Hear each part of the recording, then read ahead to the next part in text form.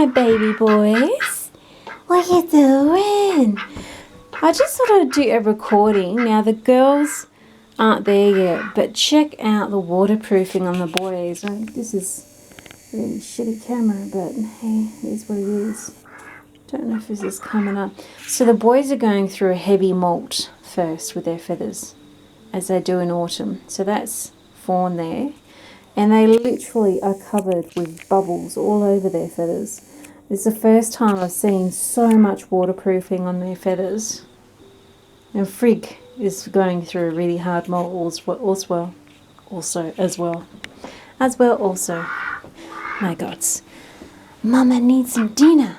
Yeah. Pop, pop, pop, pop, pop. Look at these pretty colourings. Hey. Pop, pop, pop, pop, pop. Pop, pop, pop. My little fawn. Digga-doo-ga-doo. Now I know that their molt is not complete because of the edges of their feathers here, but also they don't have their moustaches back. When they get their moustaches back, you love you, my beautiful boy. Digga-digga-doo. Oh, look at his beautiful face. Digga-doo-doo-doo-doo. But yeah, look at that, just beads. Let me show the better camera.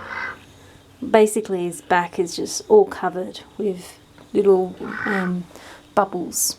Fenr over there, she actually has gone through her molting as well at the same time. The boys looking quite scraggly, but with all the new feathers that are coming through, she's got heaps of bubbles as well, heaps of waterproofing. In all the time I've had my boys, it's the first time I've seen the waterproofing this insane and that they've been this fluffy. Bella. Oh, Bella's getting the party started. Oh, pop, pop, pop, pop, pop, pop. Oh, pop, pop, pop, pop, pop, pop. There's a Bella. Pop, pop, pop, pop, pop, pop, pop. My wee party ducks. Pop, pop. Pop, pop. Insane waterproofing. So anyway, so my boys would be getting on to 2 years of age now, and so this is the first time they've had the first year they don't come into their full glory of feathers, if you like. This is the first year, you know, they're at their size and they also have their full feathering glory, and it's just gorgeous. So you can see how Fawn's flight feathers there, quite scraggly. And if you look around my backyard, it's like some chickens or ducks have been plucked to death. There's like feathers everywhere. That's because they're going through their molt, and it's all the fluffy feathers, all the down feathers. So they're all going through their molt. They're also eating a lot more as well, which is typical when they're going through their molt. I mean, they need to replace feathers. Fenr here, she's got a bit of a bald spot from the boys, but she's got some feathers that are still inside the shaft coming out that'll look really cool. Another little indicator of their molt is right in the middle of the feather there. There's pins. Sorry, Mr. Fawn. They can be sensitive, so don't pull them out. I've heard of idiots actually yanking out the pin feathers. Like, don't. Nature does shit for a reason. Those feathers that don't look great, that they're just pins, they're just a shaft, they are actually a nutritional source for the feathers that are coming through underneath. You pull those pin feathers, you pull out the nutritional source for those feathers, and you basically hamper the nutrition of your bird. They need their feathers. So around autumn they go through this heavy molt, and in part of that is to get more feathers come winter so they can keep warm, and this waterproofing. So this winter is going to be brilliant for them. They're like, they're literally going to be quacking in the rain. They're going to really have a good time this winter because of their feathers. Freya, she does have some waterproofing too, by the way. But as you know, all her feathers in her wing, the larger feathers, especially the flight feathers, she's literally just got shafts. She's only got some of the bits of the feathers coming out, but they're not complete yet. So she is not going outside of the run until all her feathers are back. Isn't that right, Sigrid? Beautiful girl. Yeah, Siggy. Siggy here is a Frenchie. She's a Rouen. So these two boys, they're brothers, and they're brothers to Freya, who is not in here. She's in her bed we're ready for the other girls when we're ready to get them out. I bathe them separately because I don't want the boys mounting her until all her feathers are back. So basically the two Pekings I've got, and this Rouen here, Sigrid, these two boys and Freya, they are a Peking cross Rouen. So the Pekings I've got, or Pekings that you've probably seen, cross this Frenchie here is a result of what Fawn and Frigg and Freya are. And when you have Frigg and Fawn and Freya all together, they look so different. But you can see the difference. I mean, Frigg is definitely not a pure Peking, you know. And Fawn here, he's definitely not a pure Rouen. So he's a bit smaller than a typical Rouen. Frigg here looks a bit smaller than a typical... Sorry, he's a little bit bigger than a typical Peking. So this is what happens when you have the crosses. I think in an ideal world we have both. We have the crosses and we have the pures, because if you start mixing them out too much, they lose their strengths and weaknesses, their individualistic traits of their species or their race, if you like. And you literally create a flaw within nature's system.